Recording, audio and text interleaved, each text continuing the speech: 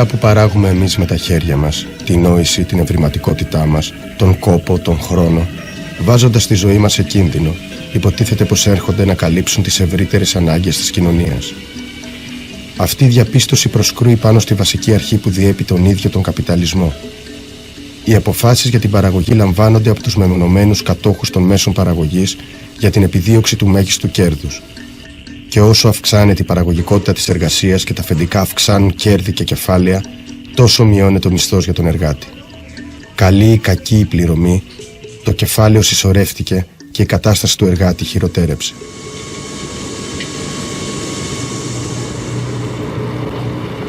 Θριάσιο πεδίο. Πεδίο μάχης δύο αντίπαλων στρατοπέδων. Πεδίο άσκησης ανθρώπινης εργασίας και παραγωγής υπεραξίας. Από τη μία, αυτοί που παράγουν τον πλούτο και από την άλλη εκείνοι που τον καρπώνονται. Οι δεύτεροι χαμογελούν.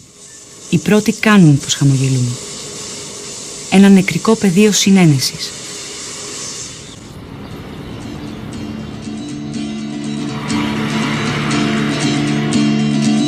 Οι πρώτες βιομηχανίες κάνουν την εμφάνισή τους στην Ελευσίνα και οι κάτοικοι από αγρότες μετατρέπονται σε βιομηχανικούς εργάτες.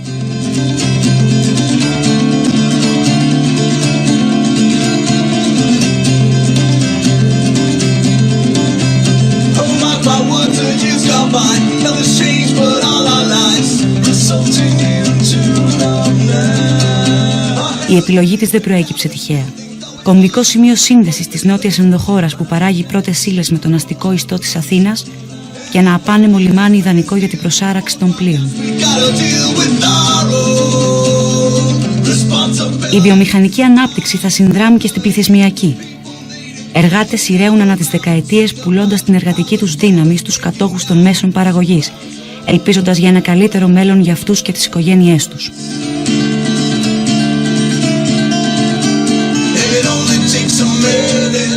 Αντίο σπίτι μου. Καλώς σε βρήκα, νέο μου. Ο αμπελουργός που έγινε χαλιβουργός. Ο παλιός εργάτης του πρώτου τσιμεντάδικου που συναντά τον νέο χαλιβουργό. Τα αμπέλια που καλύφθηκαν από τις τάχτες των φουγάρων. Οι εργάτες που εισπνέουν τις τάχτες των φουγάρων. Υψηκάμινος με υψηλές παραγωγικές αποδόσεις. Χαμηλά μεροκάματα. Στο εργοστάσιο της ελληνικής χαλιβουργίας, το ατσάλι που παράγεται έχει μέσα του κάτι από τη δύναμη του εργάτη. Το κακό είναι πως αυτή τη δύναμη τη χάνει για πάντα ο εργάτης.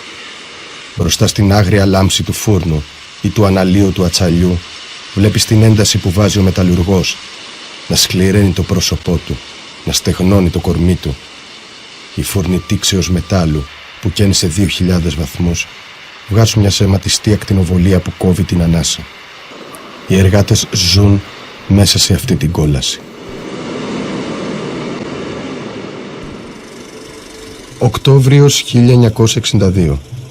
Η συσσωρευμένη αγανάκτηση μετατράπηκε σε μαχητική απεργία. Οι χαλιβουργοί ήταν αποφασισμένοι να μην δεκτούν επανάληψη της ήττας του 1957.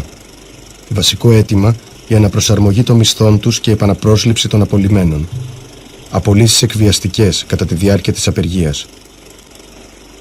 Ο αγώνας αυτή τη φορά πλαισιώθηκε από μια τεράστια εργατική αλληλεγγύη δεκάδων σωματείων.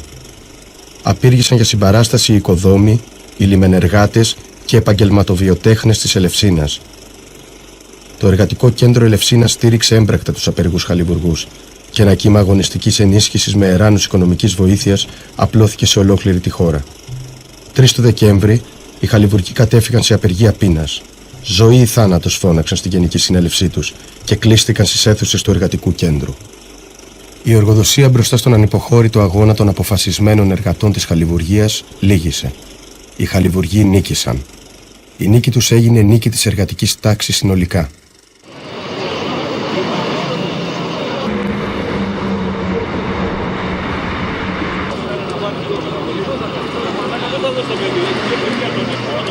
Ποιοι ήσασταν τότε? Κάποιοι. Ποιος νοιαζόταν? Ποιοι είστε σήμερα? Εμείς. Για ποιους θα γίνετε? Για εμάς. Για τον εαυτό σας. Για εμάς και τους ομοίους μας. Ποιος παρήγαγε πριν την κρίση? Κάποιοι. Ποιος ενδιαφέρεται? Τι παρήγαγε? Εμπορεύματα. Αυτό μας ενδιαφέρει. Ποιος παράγει το εμπόρευμα? Ποιος νοιάζει? Ποιος απολυόταν πριν την κρίση? Κάποιοι. Ποιος ενδιαφερόταν? Ποιος απολύεται σήμερα? Πολλοί.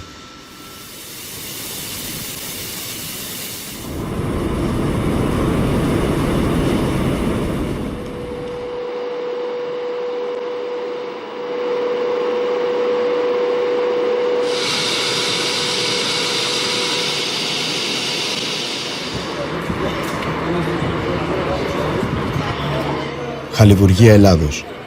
2 εργοστάσια. Ασπρόπυργος, Βόλος. Το δίλημμα τίθεται από την εργοδοσία και οι εργάτες πρέπει να αποφασίσουν. Αφού το πέρασε στο Βόλο, σου λέει και αυτοί κάτω τι θα κάνουν, θα το περάσουν. Και μας έκανε την εξής πρόταση. Η 40% μείωση ή 180 απολύσεις μας στένεψαν και εμάς τα περιθώρια διαβούλευσης και συζήτησης. Το Σωματείο βέβαια συγκάλεσε όλο τον κόσμο σε γενική συνέλευση για να πάρουμε μια απόφαση. Δεν δεχτήκαμε το πενθήμερο πεντάωρο και έδωσε την απάντηση της Γενικής Συνέλευσης, πάντα μέσα από Γενική Συνέλευση που κάνουμε, την έδωσε στην εργοδοσία. Οι εργάτες έπρεπε να ξεπεράσουν το φόβο της ατομικής λύσης. Η απόφασή τους να κατέβουν σε απεργία στο ένα εργοστάσιο δεν ήρθε σε μια νύχτα. Ήταν αποτέλεσμα συνεχών συζητήσεων στο χώρο δουλειάς τους για την εκμετάλλευση που δέχονταν. Ήταν η αγανάκτηση που συσσωρευόταν χρόνια τώρα και που θα ερχόταν ιστορική στιγμή για να εκφραστεί. Τα πρώτα δειλά βήματα συνειδητοποίησης της τάξης για τον εαυτό της. Με το που έγιναν οι απολύσεις, αμέσως σταματήσαμε τους διακόπτες και βγήκαμε όλοι οι εργαζόμενοι, βγήκαμε έξω. Ξεκινήσαμε την απεργία μας με ένα και μόνο σκοπό. Οι 380 συνάδελφοι να ξαναγυρίσουν όλοι μαζί στη δουλειά. Ακόμα κι αν δεν είσαι απολυμμένος εσύ ο ίδιος, είναι σαν να έχεις λάβει το χαρτί της απόλυσης και σαν έτοιμοι από καιρό θα έμεναν εκεί όσο καιρό θα χρειάζονταν. Δεν ήταν μόνο οι συνάδελφοι απολυμμένοι. Ήταν η αδικία που έβλεπαν καθημερινά μπροστά τους, το δίκιο που τους έπνιγε. Το πρωί μαζευτήκαμε να πούμε, κάναμε μια συνοπτική γενική συνέλευση μαζεμένο με τον κόσμο και συμφωνήσαμε να το συνεχίσουμε. Λοιπόν, περάστε σιγά σιγά προς το στεγασμένο χώρο. Οι ομάδες περιφέρειας να είστε σε ετοιμότητα.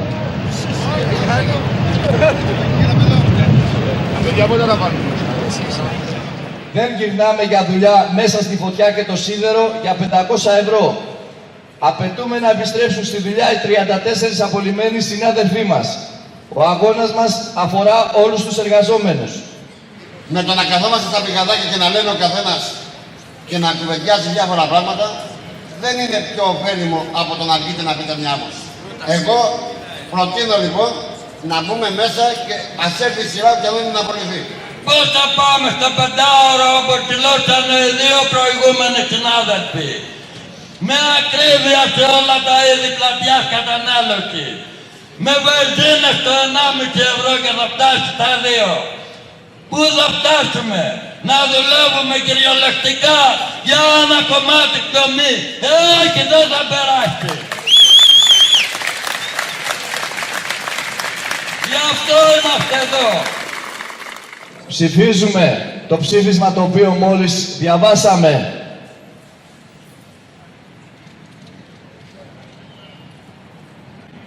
Παρακαλώ οι συνάδελφοι να κατεβάσουν τα χέρια τους. Ποιοι συνάδελφοι δεν δέχονται το ψήφισμα το οποίο μόλις διαβάσαμε? Ποιοι συνάδελφοι δηλώνουν παρόν στο ψήφισμα το οποίο μόλις διαβάσαμε? Μάλιστα. Μάλιστα. Λοιπόν, το ψήφισμα ομόφωνα το δέχεται η Γενική Συνέλευση βγήκαμε στους δρόμους. Στους δρόμους, έξω από την πύλη του εργοστασίου, λέγοντας ότι όλοι μαζί θα μπούμε μέσα, κανένας δεν περισσεύει, αντιθέτως θέλουμε και άλλα άτομα για να εργαστούν στη χαλιβουργία.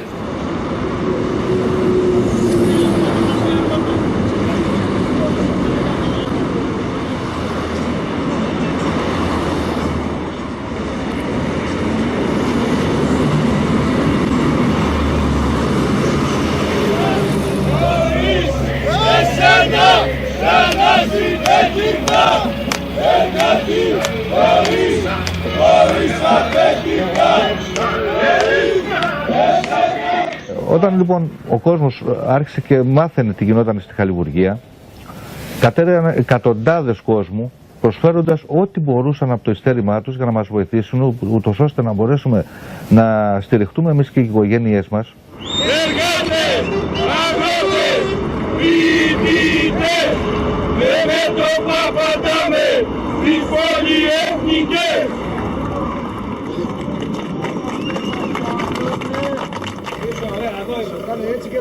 Κόλωσέ το.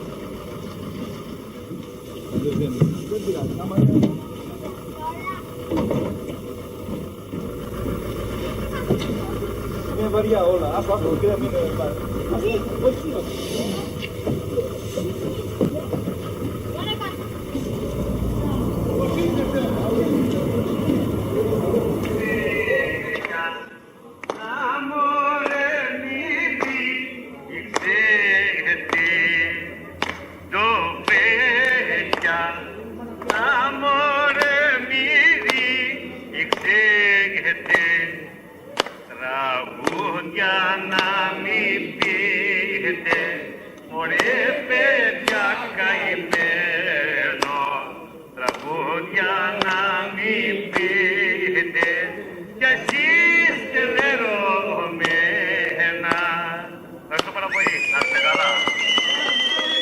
Όταν είδαμε την εργατική τάξη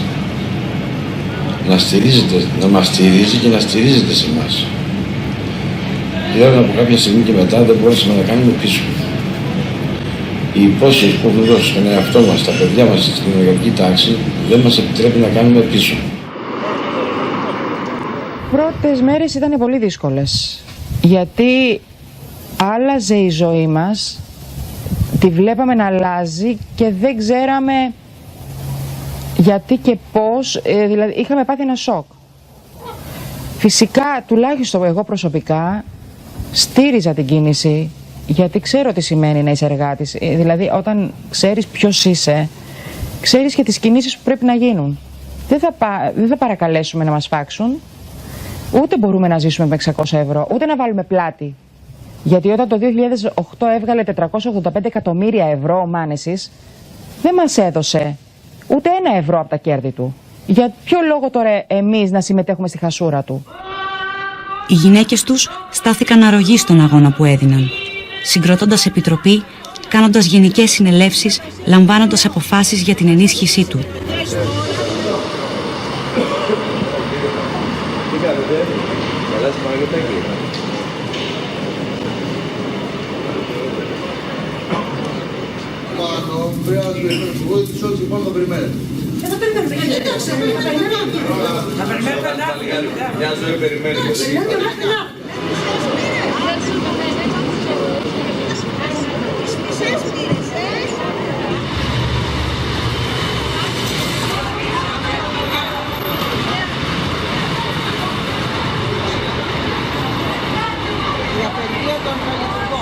Θεωρήσαμε μάλλον και από την Επιτροπή Γυναικών και από το Σωματείο ότι ήταν καιρός να κάνουμε και μία εκδήλωση για τα μεγαλύτερα παιδιά, για παιδιά που είναι από την πρώτη γυμνασίου μέχρι το Λύκειο και φοιτητές ακόμα. Είναι παιδιά των Χαλιβουργών που είναι εδώ κοντά μας. Ευχαριστούμε που ήρθατε. Και δεν το λέμε ευχαριστούμε έτσι πως μπορεί να το πει οποιοσδήποτε, αλλά έχετε έρθει πολλές φορές, βλέπετε το χώρο που εργάζονται οι πατεράδες σας. Πολλές φορές έφερναν μαζί και τα παιδιά τους να γνωρίσουν, να δουν πού εργαζόταν ο πατέρας τους. Δεν έλειψαν στιγμή από δίπλα τους, προσπαθώντας να τους εμψυχώνουν με κάθε τρόπο, και οι ίδιες στεκόντουσαν με το κεφάλι ψηλά, περήφανες για την επιλογή τους. Πλέον το σπίτι τους ήταν το εργοστάσιο που τόσα χρόνια έτρωγε τους συντρόφους τους. Να σας πω ότι αισθάνθηκα δέος μόνο και μόνο βλέποντας αυτό το χώρο εργασίας. Μέσα στα λάδια, πίσω τα βοκάρια να είναι έτοιμα να πέσουν. Δεν μπορεί να ανεβαίνει στο γερανό και να έρχεται στο σπίτι και να λέει εντάξει δεν γλίστρισα για 500 ευρώ ρε γαμό του να κάτσει να δουλεύει εδώ πέρα να χάσει τη ζωή του. Αν μη τι άλλο, το θες τον άνθρωπό σου δίπλα σου, δεν τον θες εδώ πέρα να έρχεται και να πέσει τη ζωή του κορώνα γράμματα. Εμένα κάνει ο άντρας μου και γυράζει μου λέει δεν θα τον δηλώσουμε εργατικό. Γιατί λέει σου λέει τον έκαψες, λέει στο σπίτι, κάτσε ρε φίλε, πώς τον έκαψα εγώ. Πώς τον έκαψα εγώ.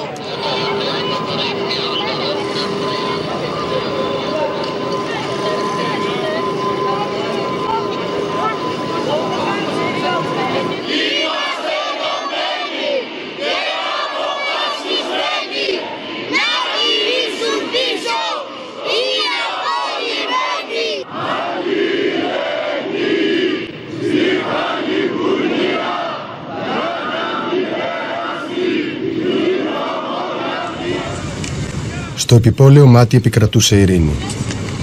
Η ευτυχία καθρεφτιζόταν στα πρόσωπα καλύπτοντας την κούραση της κοπιαστικής εργασίας και μια χαρούμενη, σχεδόν άγρια ένταση στα μάτια φανέρωνε την ανάγκη απόκτησης χρημάτων για την αξιοπρεπή διαβίωση. Δεν χρειάζεται όμως να περάσει πολύς χρόνος ώστε τα συναισθήματα να μετατραπούν. Η ευτυχία σε αγωνία, η ένταση από χαρά σε αυτή από αγανάκτηση. Και τότε το επιπόλαιο μάτι θα παραμείνει επιπόλαιο ή θα αντικρίσει την πραγματικότητα κατάματα.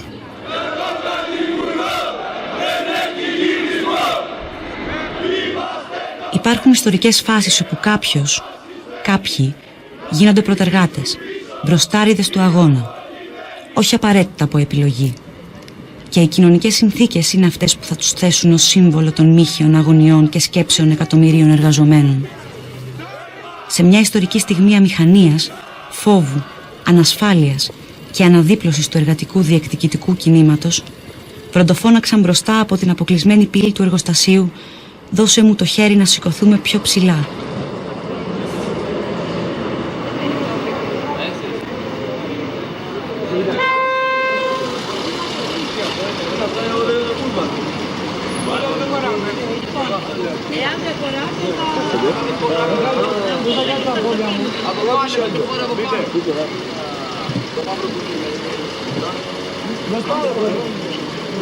Στιγμές που έζησα εγώ συγκλονιστικές είναι ότι έβλεπα σε όλη αυτή την απεργία ότι παιδιά από σχολεία που στερούντουσαν να πάρουν το κρουασάν τους, την τυρόπιτά τους, τα μαζεύαν αυτά τα λεφτά και τα φέρνανε στην πύλη.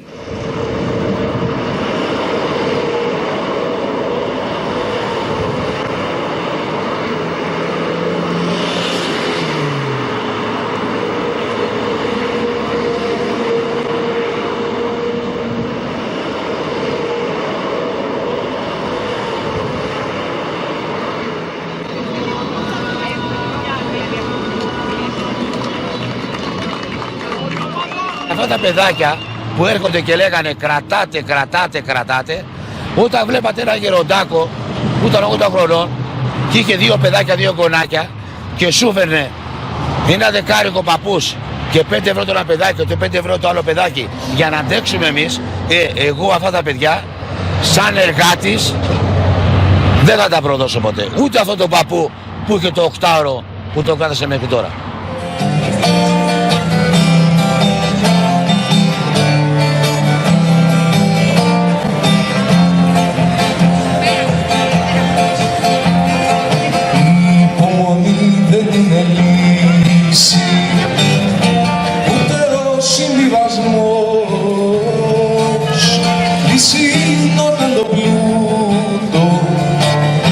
Τον καρπώνε το λαός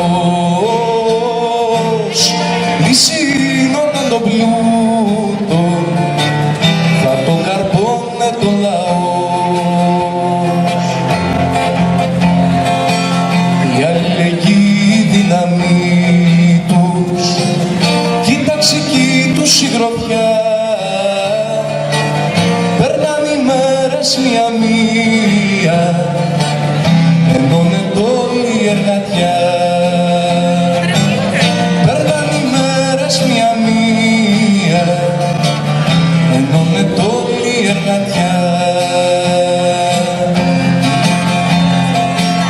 Η στάχτη έβγαλε μια σπίθα κι η σπίθα έγινε φωτιά, φωτιά που όλους θα τους κάψει σ' όσους εμάς που είναι μπροστά, φωτιά που όλους θα τους κάψει σ' όσους εμάς που είναι μπροστά.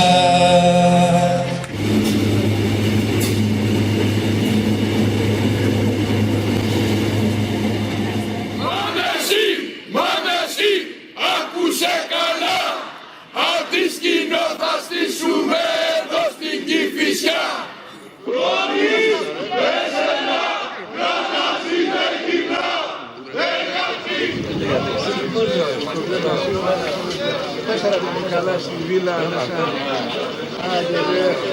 Η χαλιβουργία ήταν ένα μεγάλο στοίχημα.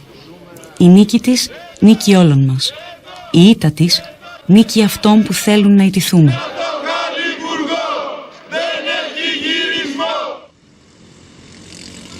Δεν είναι το κράτος ουδέτερος επιδιαιτητής. Δεν είναι το κράτος όλων μας. Δεν προασπίζεται το κράτος τα συμφέροντα των πολλών, των πολιτών του.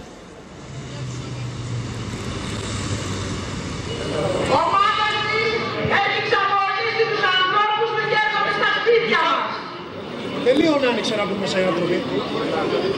Λοιπόν, ναι, τι συμβαίνει, γιατί άλλο.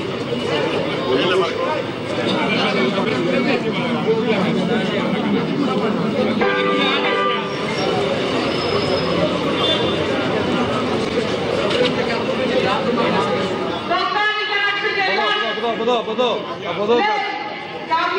Για βγάλ' το να. Έλα, βγάλ' το. Φύγε. Έλα, προχωράτε. Πηγαίναμε σε κάθε υπουργείο και μας κοροϊδεύανε.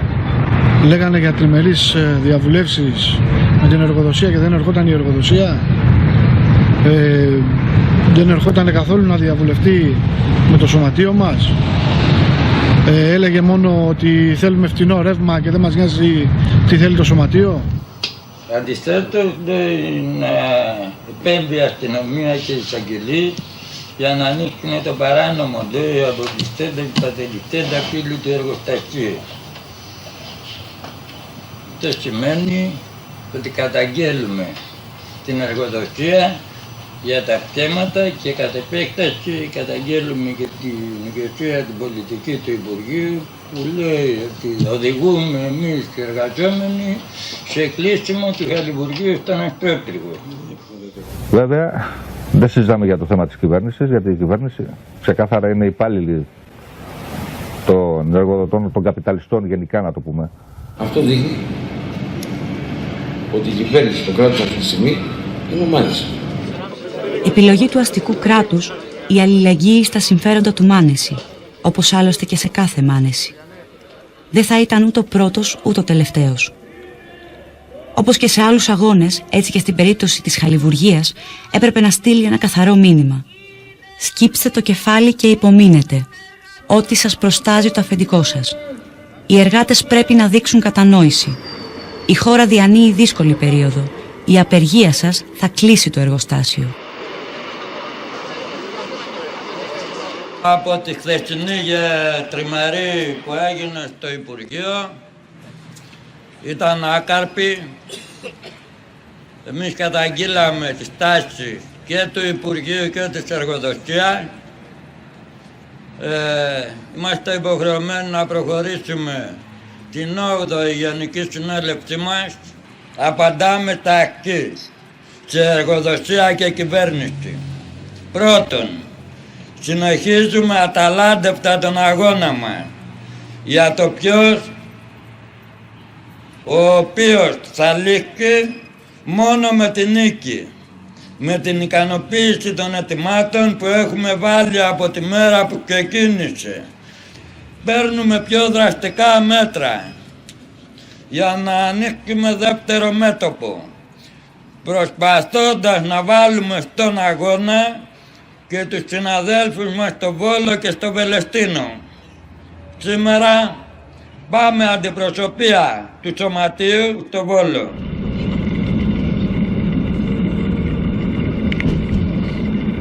Εγώ προσωπικά έχω πάει 6 φορές στο Βόλο να δούμε τους συναδέλφους μας στο Βόλο για να τους πούμε να βοηθήσουν στην απεργία μας, να μπορέσουν να κάνουν και αυτή η απεργία, να βοηθήσουμε να μην περάσουν τα αντιεργατικά μέτρα.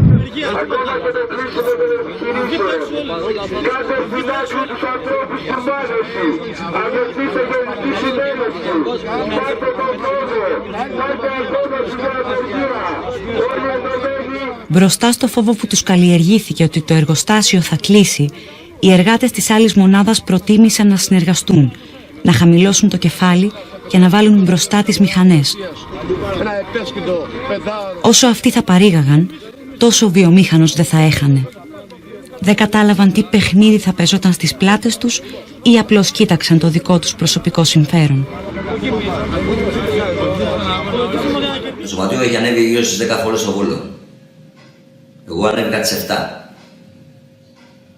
Εκεί βρήκαμε πλήρη αδιαφορία. Υπήρχαν μερικοί που ακούγανε, καθούσαν και ακούγανε. Τους συζητάγαμε. Βλέπαμε το φόβο στα μάτια τους. Φοβόντουσαν μη τυχόν και κλείσει το εργοστάσιο και μείνουνε χωρίς δουλειά. Έχετε έρθει εδώ πόσες φορές έχετε έρθει? Σήμερα είναι τέταρτη φορά. 4 φορές. Καλά, εγώ έχω ξέρω τις 3 φορές. Συνάδελφε, είμαστε αυτή τη στιγμή ένα σπίτι, δεν είμαστε 2 σπίτια. Γιατί αναφέρουμε άλλοι στην Αθήνα, άλλοι τι θα κάνετε με το σωματείο σας. Γιατί αναφέρθηκε η κουβέντα άλλοι Αθηναίοι, άλλοι Βόλοι. Το θεωρείτε ξεχωριστό? Τόσες εξορμήσεις των συναδέλφων χαλιβουργών από τον Ασπρόπυργο δεν κατάφεραν να μεταδώσουν τη σπίθα. Είχαν πάρει θέση. Μια θέση που θα διαδραμάτιζε σημαντικό ρόλο για την έκβαση του αγώνα των συναδέρφων τους απεργών.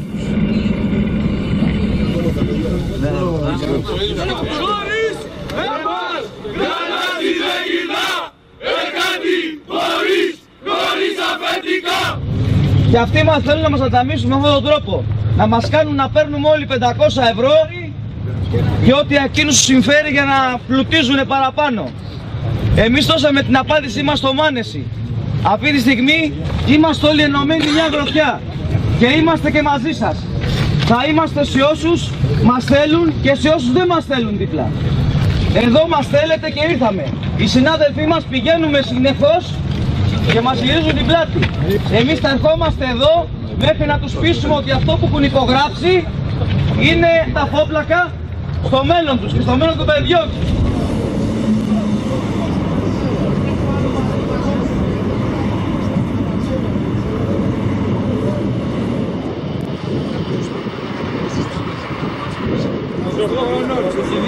Και ήδη έχουν αρχίσει να σκούν τα μαλλιά μου. Και εγώ θα πάμε στην πόρτα. Και έχω περισσότερα από τα μαλλιά. Γιατί αυτός δεν έχει μαλλιά, του πέφτουν από φιλότη μου η άσκηση.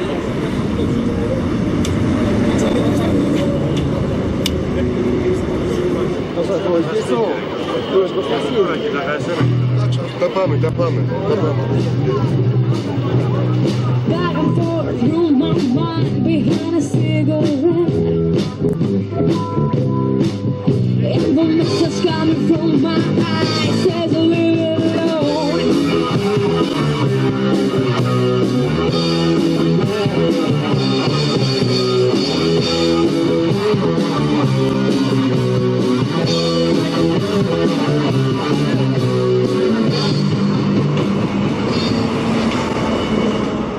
Στην πορεία της απεργίας αυτό που μπορούσαμε να κάνουμε ήταν το εξής.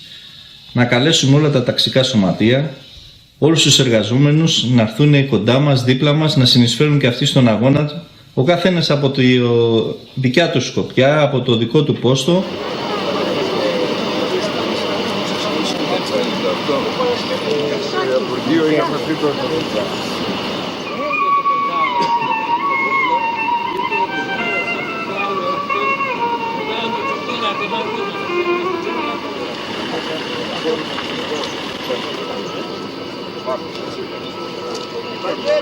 Μας έβλεπες το πρωί έξω από την πύλη σου.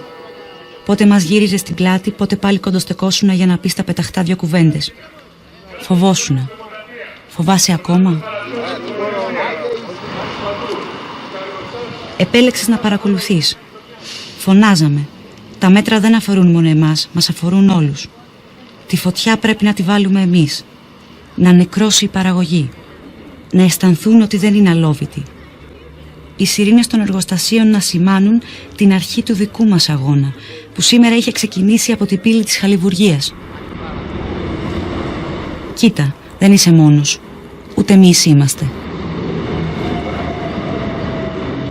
Έχουμε πάει σε πολλά μέρη, το οποίο ήταν και με τα λύπης μου το λέω ότι οι συναδέλφοι δεν κοιτάγανε να μπορέσουν να σωθούν. Παράδειγμα από τη χαλιβουργική, όπου πάμε στο εργατικό κέντρο, 7 εργατικά κέντρα και προτηρήσουμε 24 ώρες, ο συνάδελφος πάει στο χώρο του και προτηρήσει 3 ώρες τάσεις εργασίας με γενική συνέλευση.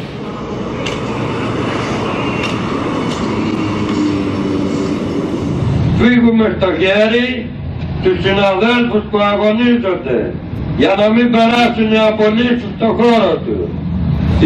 Η εκπεριτροπής εργασίας, οι μειώσεις μισθών και η κατάργηση συλλογικών συμβάσεων.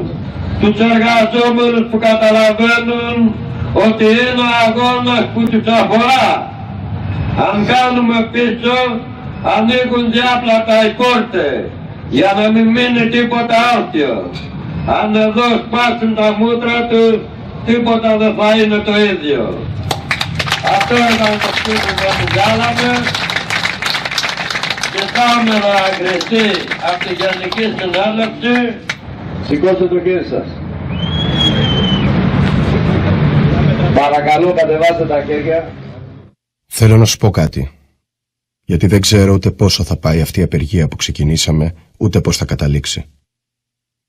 Αυτό που πρέπει από τώρα να ξέρεις και να το καταγράψεις είναι ότι εμείς αισθανόμαστε ήδη νικητές. Ξέρεις γιατί είμαστε νικητές? Γιατί μπορεί να μας βλέπεις τόσες μέρες με τον Δημήτρη και τον Χρήστο, συνέχεια μαζί στην περιφρούρηση, στις πορείες, στις εξορμήσεις όπως σήμερα, αλλά μέχρι τον Νοέμβρη δουλεύαμε στο ίδιο εργοστάσιο και δεν λέγαμε ούτε καλημέρα. Στην καλύτερη περίπτωση να ήξερε ο ένας τη φάτσα του άλλου. Μπαίναμε μέσα, ο καθένας πήγαινε στο πόστο του, είτε στο χαλιβουργείο είτε στα έλαστρα, πιάναμε δουλειά. Σχολάγαμε, παίρναμε το αμάξι και φεύγαμε. Δεν είχε κανένας καμία επικοινωνία με τον άλλον για κανένα θέμα. Όταν οι εργάτες δεν μιλάνε μεταξύ τους και ο καθένας κάθεται μπροστά στη μηχανή μόνο με τις δικές του σκέψεις, τότε πρέπει να ξέρεις πως ο κάθε μάνεσης τρίβει τα χέρια του, γιατί είμαστε του χεριού του. Και να ξέρεις ότι τώρα που γνωριζόμαστε μεταξύ μας, όλοι αυτοί που λιώνουμε εκεί μέσα, για να κυκλοφορούν κάποιοι με πολυτελή αυτοκίνητα και να μένουν σε βίλες, δύσκολα θα μας διασπάσουν.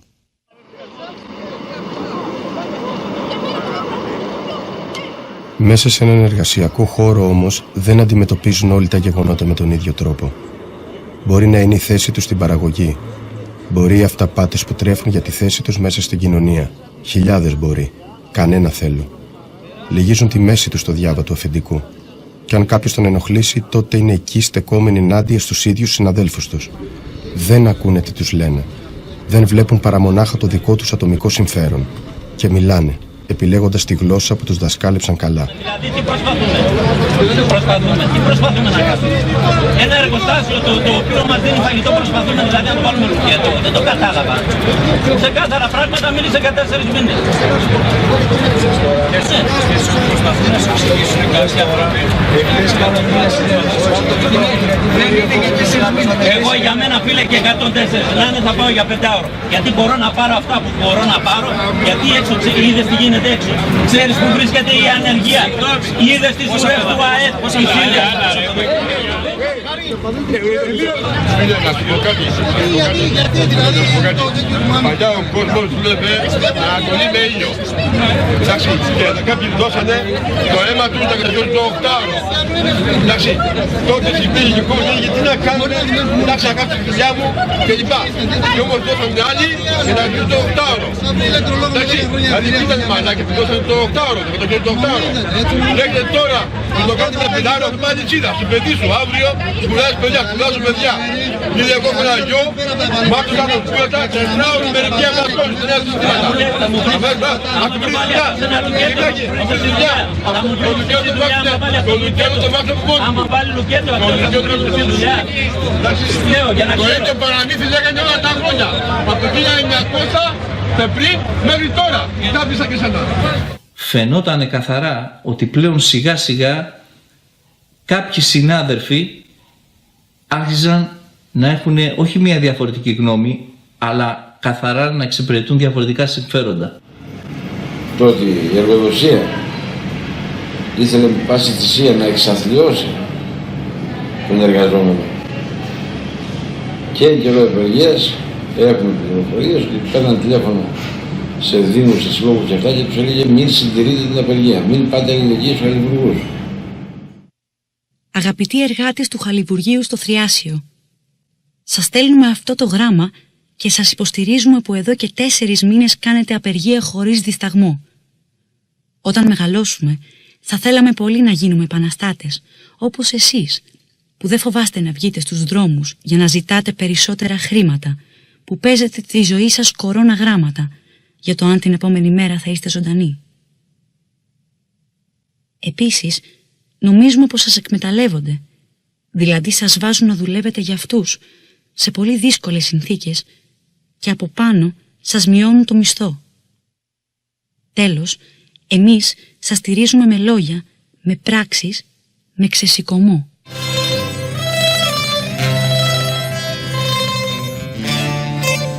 Οι Έλληνες μετανάστες που νιώθουν στο πετσί τους την εκμετάλλευση στην ξενιτιά ανταποκρίθηκαν άμεσα και έμπρακτα, με εράνους και αποστολή χρημάτων και ολόθερμων μηνυμάτων αλληλεγγύης. Σίδνεϊ, Μελβούρνη, Τορόντο, Αδελαΐδα. Θεώρησαν την απεργία της ελληνικής χαλιβουργίας δική τους, επανενώνοντας το νήμα της εργατικής αλληλεγγύης και ξυπνώντας τις μνήμες των ηρωικότερων διεθνιστικών παραδόσεων.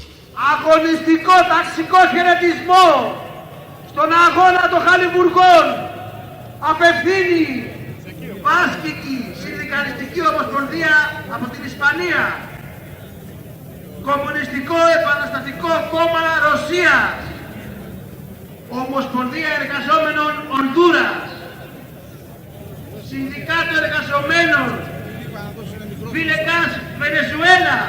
Η τρομοκρατία δεν θα περάσει, το χαλιβουργό η πάλι θα τη σπάσει.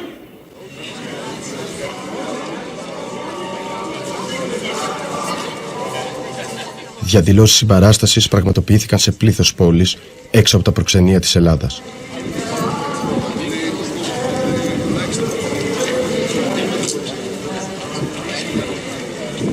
Πρέπει να προετοιμαστούμε για μεγάλους, σκληρούς και μακροχρόνιους αγώνες στην Ελλάδα και σε όλες τις χώρες. Γιατί ο εχθρός είναι κοινός. Γιατί παντού η ίδια πολιτική εφαρμόζεται. Δεν αρκούν οι αγώνες που γνωρίζαμε μέχρι τώρα. Ο αντίπαλος είναι καλά οργανωμένος και διαθέτει πολλά μέσα. Απαιτεί να οργανωθούμε.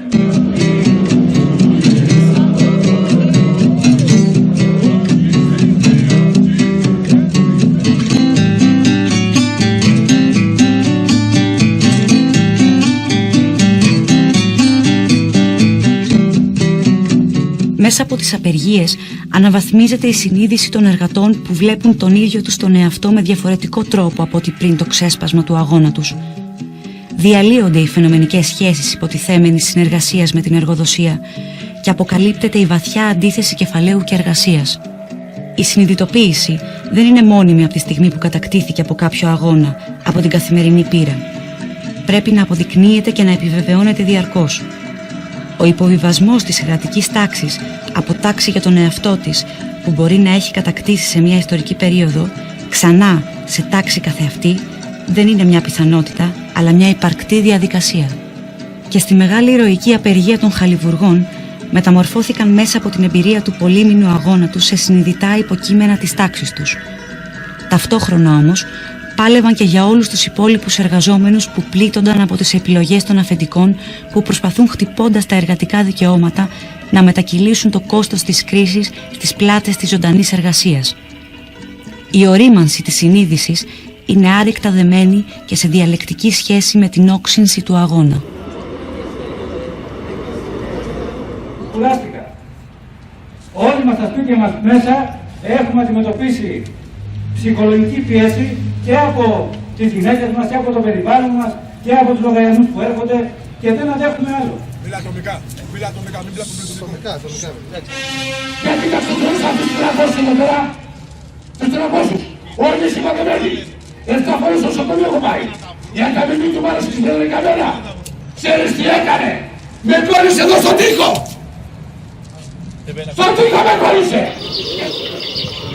Αν η απεργία έχανε, αυτό θα ήταν ηχηρό μήνυμα σε όλους τους εργαζομένους. Καθίστε ήσυχα. Αποδεχτείτε κάθε απέτηση της εργοδοσίας. Πληρώστε τα σπασμένα μιας κρίσης για την οποία δεν είστε υπεύθυνοι. Μοιράστε τη φτώχεια σας. Μη στέκεστε αλληλέγγυοι στο συνάδελφό σας. Κοιτάξτε να επιβιώσετε κατά μόνας. Σκύψτε το κεφάλι. Δεν υπάρχει άλλος δρόμος.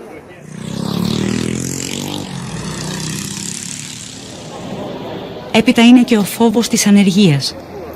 Μην απεργείτε. Θα σας απολύσουμε. Έξω περιμένουν καρτερικά χιλιάδες. Ο εφεδρικός στρατός των ανέργων, ένας κρυμμένος άσος για το σύστημα και τους κατόχους των μέσων παραγωγής. Η απειλή της απόλυσης κρέμεται μόνιμα πάνω από τους πεισμωμένους αγωνιζόμενους εργάτες. Η υλική και ψυχολογική πίεση είναι αφόρητη.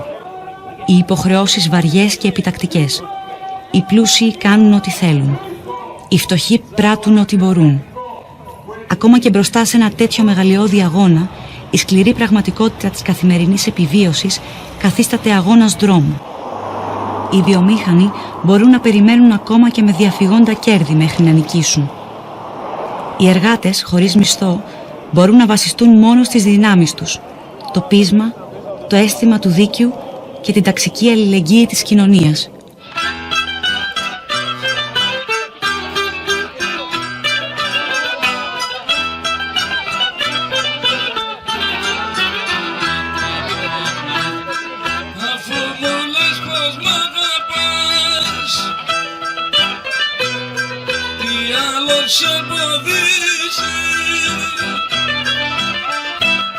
Για την εργάτη σκούκλα μου κι η γνώμη σου γυρίζει.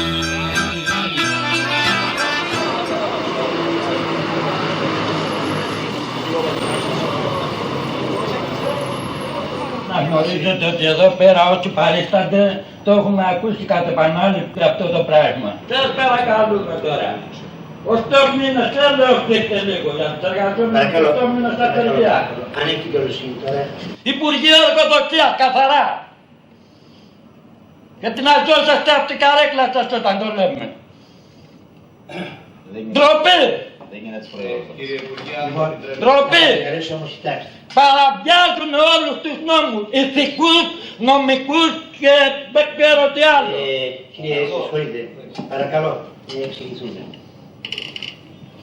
Εγώ είμαι υπηρεσιακός υπουργός εργασίας. Είσαστε παρόν κύριε και είσαστε και εσείς υπεύθυνοι. Παρακαλώ. Μετά από 7 μήνες, πάμε στον 8ο τώρα, ο κύριος Μάνες εμφανίστηκε δυνατός, χωρίς να υπολογίσει κυβερνήσεις, χωρίς να υπολογίσει Υπουργεία Εργασίας, χωρίς να υπολογίσει τίποτα και φτιάχνει ένα μηχανισμό ό,τι έκανε αντίστοιχα στο Βόλο όταν πηγαίναμε για να μιλήσουμε στους συναδέλφους μας. Δηλαδή, έφτιαξε μια ομάδα με απεργοσπάστες, χωρίς να ο ίδιος να εμφανίζεται, χωρίς να έχει πουθενά, χωρίς να μιλάει με το σωματείο, με τους εργαζόμενους, έφτιαξε μια ομάδα με απεργοσπάστες, τους έβαλε σε ένα βενζινάδικο δίπλα και αρχίσανε αυτοί να παίζουν το παιχνίδι του Μάνεση.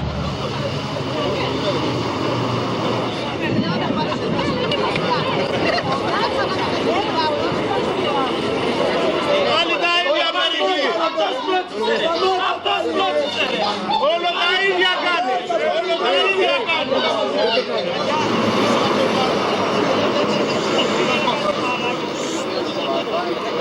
Δύο ήταν αυτοί στην αρχή που δεν θέλανε καν την απεργία. 2 άτομα. Και σιγά σιγά αυτοί οι 2 γίνανε 10.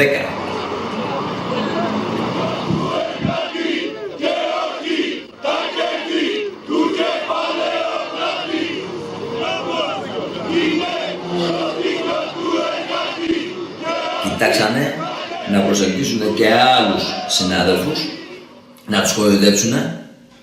Αυτά τα άτομα γίνανε κάποια στιγμή 40, 50, 80. Βάλανε μια υπογραφή τους και καλά για να πιάσουν δουλειά. Ότι θέλανε να μπουν μέσα στο εργοστάσιο να πιάσουν δουλειά. Δεν τους ενδιαφέρανε οι συναδέλφοι τους. Στο ότι είχαν απολυθεί μερικά άτομα με οικογένειες, με παιδιά, ανήλικα. Δεν τους ενδιέφερε το πώς περνάνε, το τι βιώνουνε και το ότι παίρναν να πούμε και 560 ευρώ να πούμε από το Ταμείο Ανεργίας και τι έγινε, θα ζούσε μια οικογένεια με 560 ευρώ.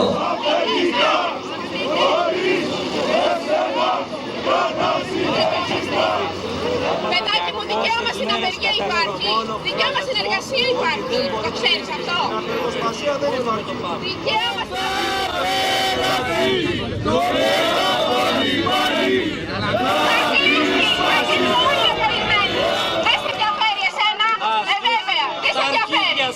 Ας κλείσει. Εσένα μας ενδιαφέρει. Βοηθάτε να βρεθεί λύση. Εσείς λέτε που δεν βρίσκεται λύση.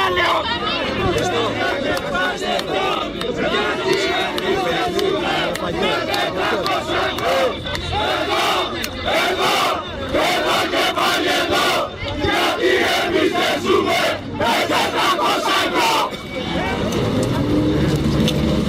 Η σύγκρουση ως το τέλος θα ήταν σκληρή και με οποιοδήποτε τίμημα. Ακόμα κι αν το εργοστάσιο επρόκειτο να παραμείνει επί μήνες κλειστό. Ακόμα κι αν θυσίαζαν μια βιομηχανία για να ξεπεράσουν την κρίση τους.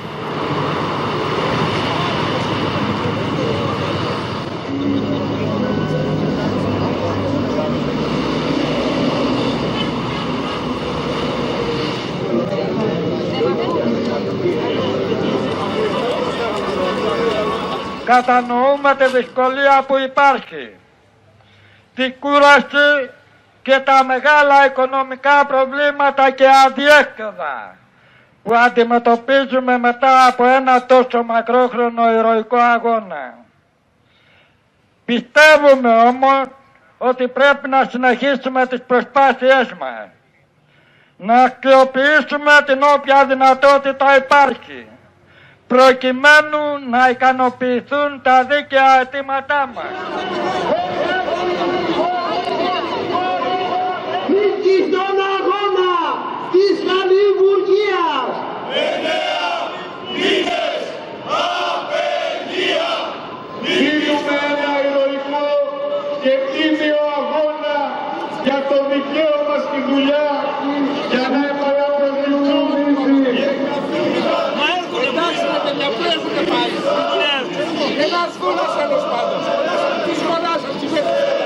Κανένας μεγάλος αγώνας δεν έγινε ούτε θα γίνει, έχοντας εξασφαλισμένους τους όρους για τη νίκη, έχοντας προβλέψει αλάθητα όλες τις πιθανότητες.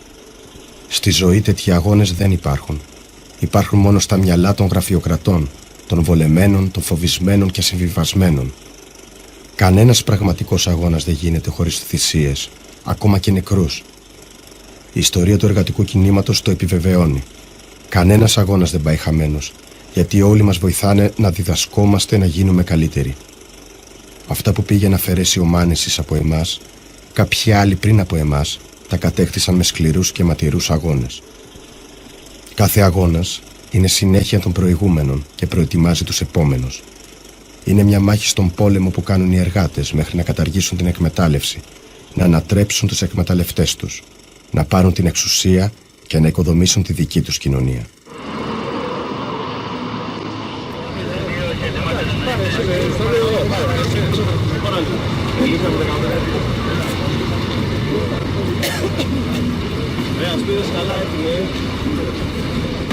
Τρεις η ώρα το πρωί, 4, χτυπάει το τηλέφωνο, λέει ήρθανε τα μάτια, την πύλη.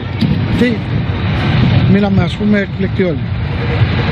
Πήγαμε, συναντηθήκαμε με τα παιδιά, πήγαμε όλοι μαζί και βλέπουμε στην πύλη σχεδόν 20 δημιουργίες μάτια.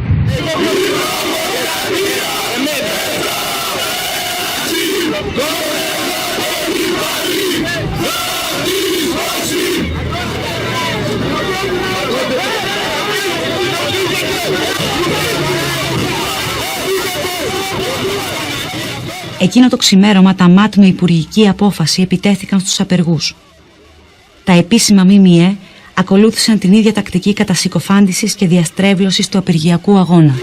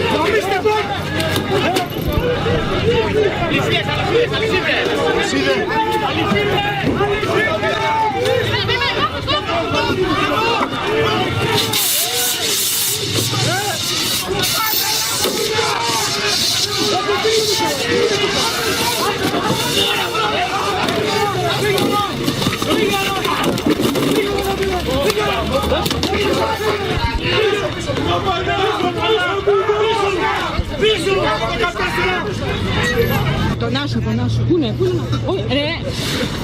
Και τα ΜΑΤ ακόμα όταν ήρθανε, τι βρήκανε? Απέναντί τους δεν βρήκανε πολεμιστές, αλλά βρήκανε εργάτες.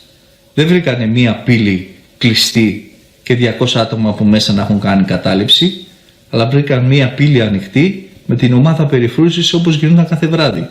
Όταν ήρθαν τα ΜΑΤ, αυτά τα 6 άτομα που ήταν δεν έφεραν καμία αντίσταση. Αφού ήρθανε οπλισμένοι, δεν μπορούσαν να κάνουν και τίποτα άλλο εδώ που τα λέμε.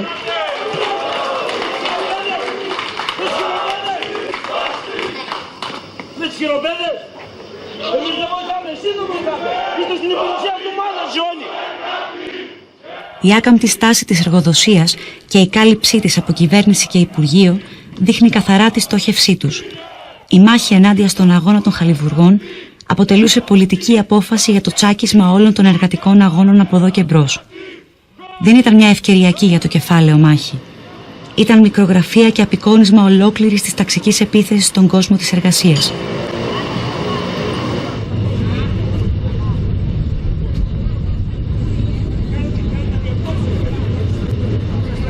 Έτσι πουτένα γέλα! Μια χαλιβουργία που θα νικούσε θα τσαλάκωνε την εικόνα μιας ανίκητης ελίτ, θα αμφισβητούσε έμπρακτα το ιδεολόγημα του ενός και μόνου δρόμου, θα γεννούσε 1, 2, 3 χαλιβουργίες αγώνα και αντίστασης.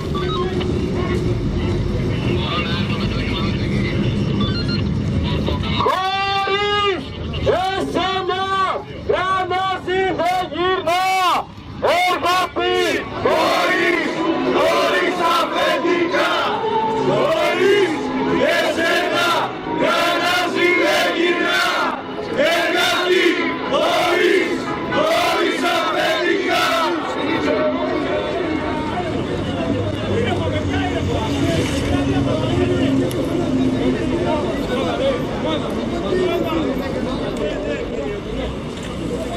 Αυτός με την κοτσίδα ήρθε και με κλώτησε. Εδώ, άλλος ποιος είναι από σας? Για δουλειά πάω. Για δουλειά. Πάρ' τον κύριο μέσα. Σου πάρε μέσα έξω, τι λέει. μετά από 264 ημέρες που οι απεργοί της χαλιβουργίας κρατούσαν κλειστό το εργοστάσιο, όσοι από τους εργαζόμενους επιθυμούσαν να επιστρέψουν στις θέσεις τους, το κατάφεραν με μια πολύ επεισοδιακή τακτική, θα μπορούσε να πει κανείς. Και ύστερα από εισαγγελική εντολή, αστυνομικές δυνάμεις ήρθαν εδώ και κατάφεραν να βοηθήσουν τους εργαζόμενους που ήθελαν να επιστρέψουν στα γραφεία τους στις θέσεις τους.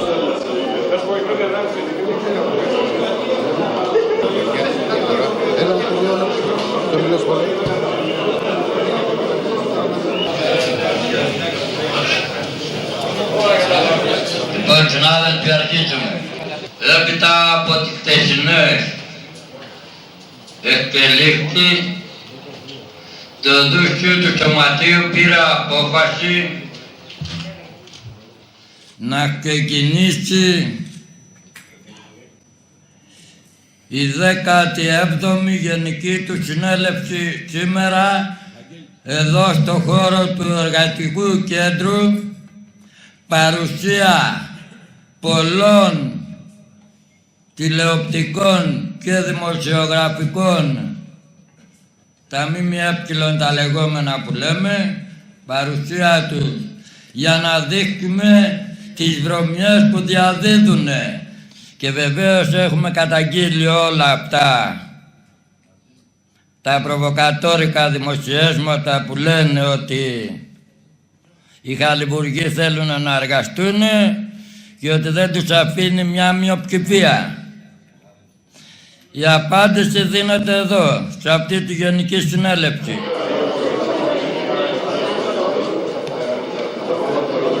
Θα ψηφίσουμε με κάλπη εάν δεχόμαστε τη συνέχιση της απεργίας μας όπως προβλέπει το καταστατικό. Κωστόπουλος Παπεδής.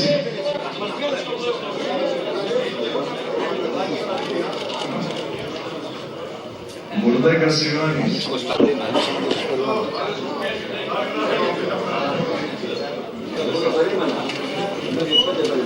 Από τους 169 που ψηφίσανε, 164 ναι και 5 όχι.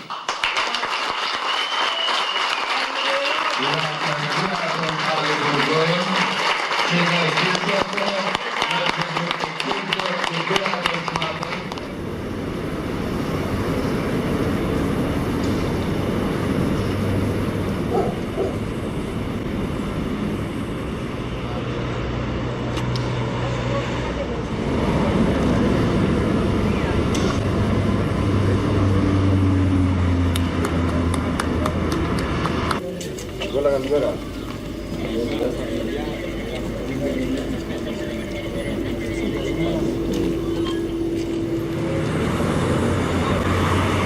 Εμένα χειροπέδες θα μου περνάει κατά ματώκανα παράνομα.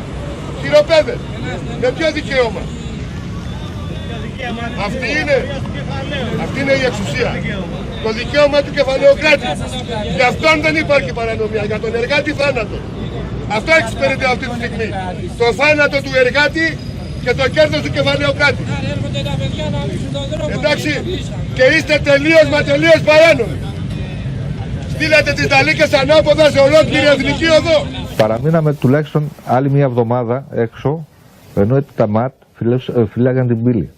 Οπότε πήραμε μια απόφαση να μπούμε μέσα και να παλέψουμε από εκεί για τους απολυμμένους.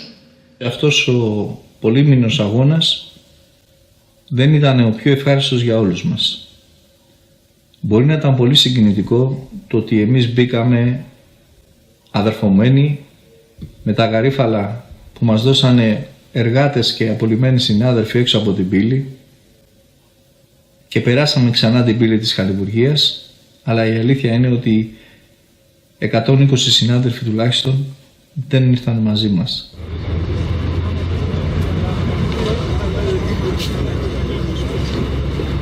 Τα χαιρετίσματα πες του να πει.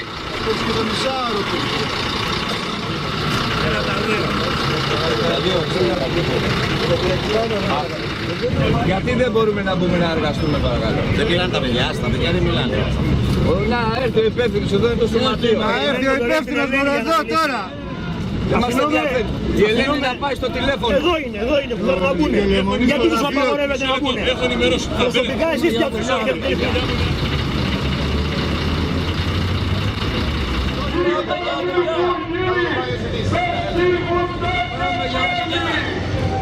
Κάθε μάχη όμως που δίνεται στο στίβο του ταξικού κοινωνικού ανταγωνισμού, μεγάλη ή μικρή, νικηφόρα ή όχι, αποτελεί παρακαταθήκη συσσωρευμένης εμπειρίας που μπολιάζει, ενισχύει, καταδεικνύει τις ανεπάρκειες και προετοιμάζει τον επόμενο αγώνα έως την τελική νίκη.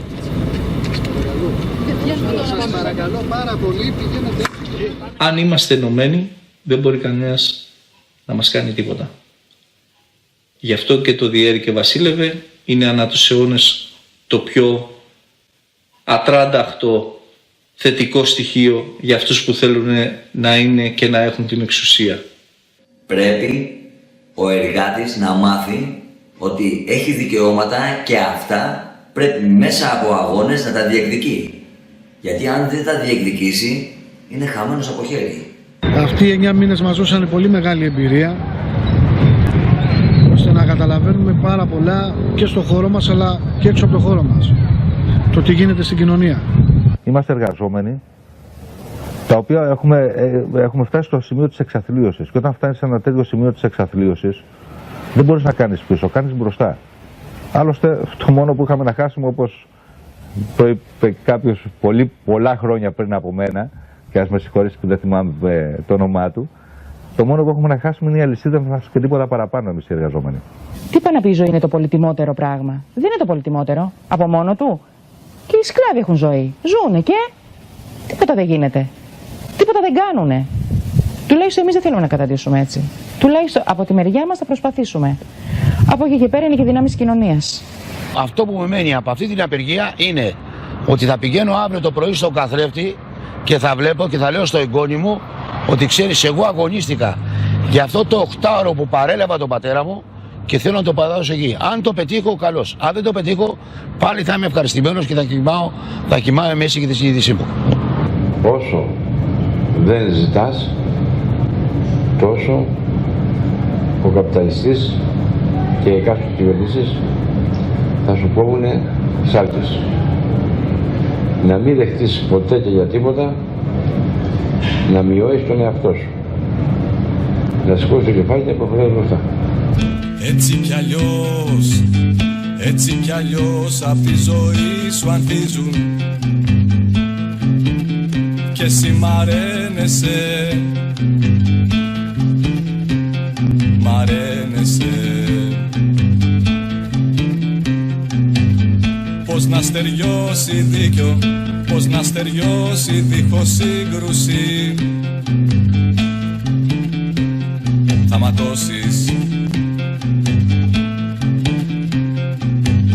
νερό να πιείς, νερό να πιείς, να ξεδιψάσεις λίγο. Θα ματώσεις.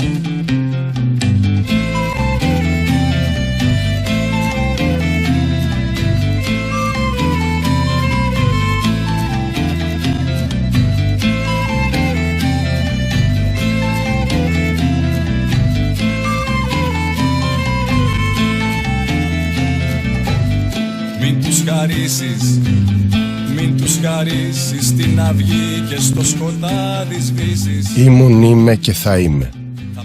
Χέρια που έγιναν μηχανές, σύρματα που έγιναν πλέγματα. Έρχομαι από το αύριο, γεμάτος με σκουριές της βιομηχανικής εποχής. Πηγαίνω εκεί που με οδηγεί η ιστορία. Κουβαλούσα στα μπράτσα μου χάλιβα, τώρα κουβαλώ στα χέρια μου και σένα. Σήκωσα χιλιάδες τόνους στη ζωή μου. Με σήκωσες όταν είχα ανάγκη. Σου έδειξα έναν δρόμο να νικάς. Νίκησες. Κι ας χάσαμε κάτι που δεν είχαμε ποτέ. Νίκησα, γιατί ακόμα σε έχω πλάι μου. Απλώσαμε τα εργαλεία της δουλειάς. Αυτή τη φορά όχι μπροστά στην υψηκάμινο, αλλά στον ήλιο που λαμπύριζε αχνά καθώς ξημέρωνε, ανάμεσα σε ήττες που πατούσαμε για να ισορροπήσουμε, προχωρώντας προς το μέλλον. Έτσι κι αλλιώς απ' τη ζωή σου αντίζουν. Και εσύ μ' αρένεσαι.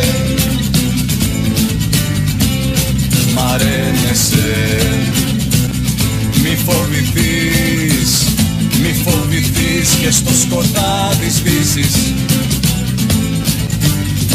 Σαν ματώσεις δεν θα στεριώσει δίκιο, δεν θα στεριώσει δίχως σύγκρουση. Ήλιο να βρεις,